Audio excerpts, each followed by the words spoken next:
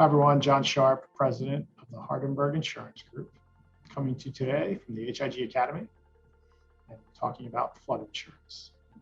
Now, we've talked about flood insurance in the past, but there's some new changes out there that I want to make you aware of. Specifically, premium increases. I know you've heard me say premium increases on other lines of coverage, but we're seeing it on flood too. There's a little bit of difference in the flood area though, so I want to talk you through that. Specifically, the premium increases are going to be hit on pre-firm buildings. You're probably asking yourself, what is a pre-firm building? A pre-firm building is one that was built in 1974 or before. The reason it's considered pre-firm is because prior to that date, the National Flood Program didn't have flood maps, or these detailed flood maps that gave the elevations that were needed to really understand where a home or a commercial building sat in regards to the water table. So in recent history, we've seen much more focus go into the flood maps and having them very accurate. And what occurs is once the map is created, a zone is then created within that map. And the level of that zone determines how high you are in regards to the water table. So if your home is really high, then you have a very low likelihood of having a flood. And if your home is very low in the geographic outlook of the map, you're going to have a very high likelihood of, if water comes, a flood will destroy your home or commercial building. You should expect a 23 to a 25% increase on premium on your secondary home. Secondary home meaning that's not the primary place that you're living. If you have a secondary home that's in one of these poor zones. So that's a lot of money. Now, our job as risk managers is to mitigate that risk somehow. So we have a couple different suggestions on how we can help you mitigate your risk.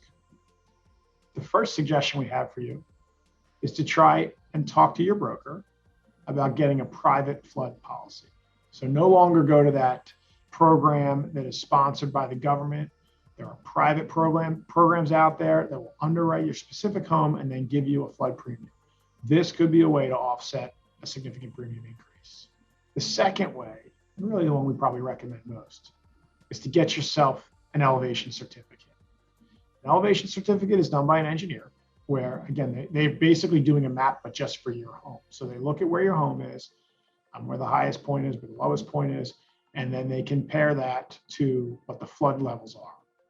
And from there, they can make a determination as to what level your particular home is in, instead of relying on the maps. So for example, if your home is a pre-firm home or a commercial building, it was built before 1974, and it happens to be really high.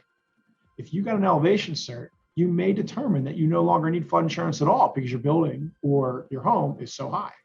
Whereas on the flip side, if it's down on the ground, you may find out that it's much worse for you. And if that's the case, then you probably don't want to utilize that elevation cert, and instead you do want to take the premium increase that's being presented to you this year. The final thing I want to make you aware of is that if you do nothing, or you get the elevation cert as we suggested, and determine your best step right now is to do nothing, you can still expect increases year over year. And the reason why goes back to what we talked about earlier. This program subsidy needs to make itself whole, and as more flooding occurs, the deficit gets larger, therefore premiums have to increase to get the deficit back to a point where it's even. So I'm sorry to tell you, I'm here again saying premiums going up, this time flood related. But as I mentioned, there are ways you can mitigate that risk and potentially offset that premium increase. If your risk manager isn't telling you about flood increases that are on the way, or isn't giving you different ideas to mitigate that risk, we'd love to have that conversation with you. Again, I'm Jon Sharp, President of the Hardenbergh Insurance Group, talking to you today about flood premium increases. Thanks.